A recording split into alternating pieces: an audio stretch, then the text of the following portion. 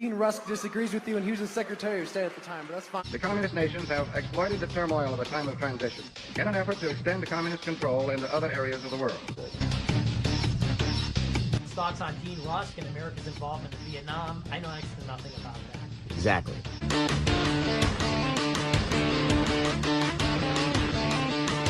Well, I've watched every congressional hearing on the subject matter, and I've translated to audio all the depositions. Well, more likely from Comer's, the Oversight Committee.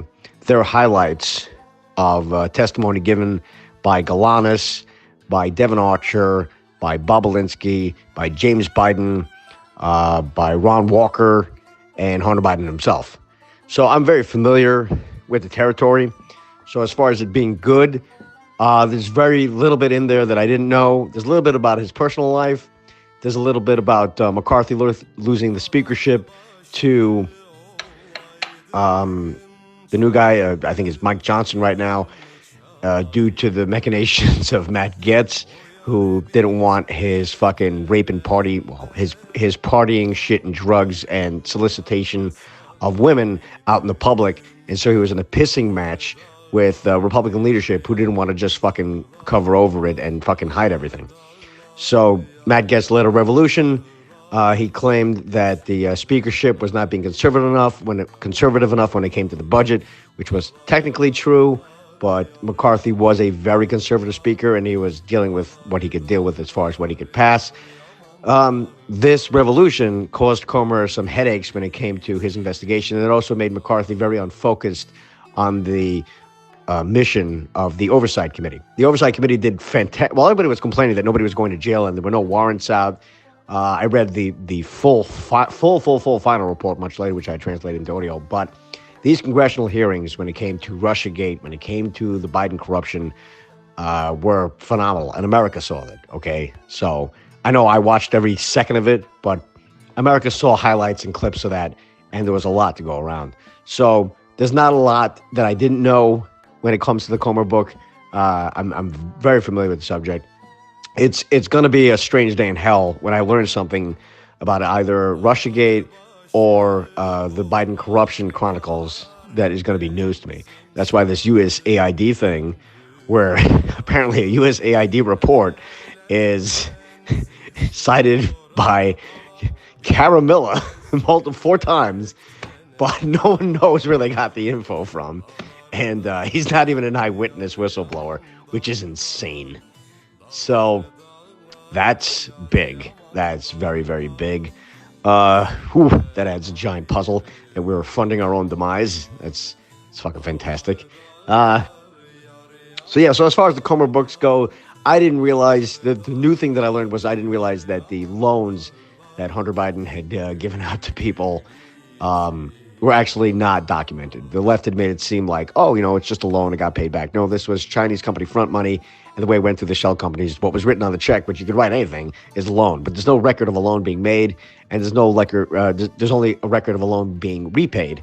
Which I knew already, there's no actual Biden business. Like, at least Trump has hotels and interests all across the country, and you could say that might lead him to bias, but there's a physical product there. There's no restaurants, there's no oil companies, there's nothing. It's all consulting and bullshit like that. It's fucking language for, like, I'm the head guy who you gotta pay. What the fuck does a consultant do? You tell me. Nobody knows. There's no real product there. I've been in political campaigns. I've never been paid as a consultant, but I know what consultants are. Just, you could call anybody a consultant and just fucking pay. I've seen political advisors get that same kind of title where there's no real expectations that need to be met. There's no deadlines for things that need to be written. There's no product that needs to be met. There's no production. There's no payroll. There's nothing. Some idiot who manages an office does that. Political consultant, political advisor, whatever the fuck. There's no real fucking business there. So it's still a good read. There's a little bit about, his personal life. When they came after him, and they started going after his farm, which he'd had licenses for hunters to farm at.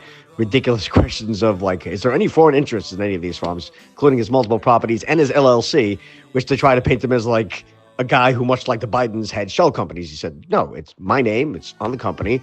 It's a liability which, I don't want to face when I have hunting accidents on my large properties. These days, everything is litigious and is literally under my name. It's nothing close to the multiple endless Biden shell companies, which one actuary said might take 10 years to completely unravel. So, this is about him and his farm. There's some shitting on Marjorie Taylor Greene, and then there's praising Marjorie Taylor Greene. She put him in touch with the president, and apparently 2 phone calls, which he actually picked up the phone. And the whole process of him getting into the leadership battle made McCarthy unfocused, and he demanded shit like, okay, we're having an impeachment process tomorrow. And Comer's like, well, I thought we were just in the investigating portion of this thing. And there was no direct leadership because McCarthy was occupied. So there's that.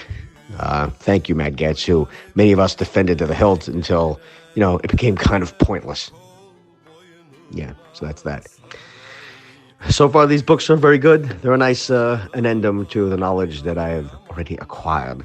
And it's amazing to me that these pardons would mean that these people will probably escape justice. Although, I think Trump should give Galanis and Archer a pardon. Galanis is actually currently in prison. He actually was sexually abused by somebody in prison. And he is a witness in the Biden affairs, being a former employee there. So I don't know why he hasn't gotten a pardon. I guess it would look too political. So there you go.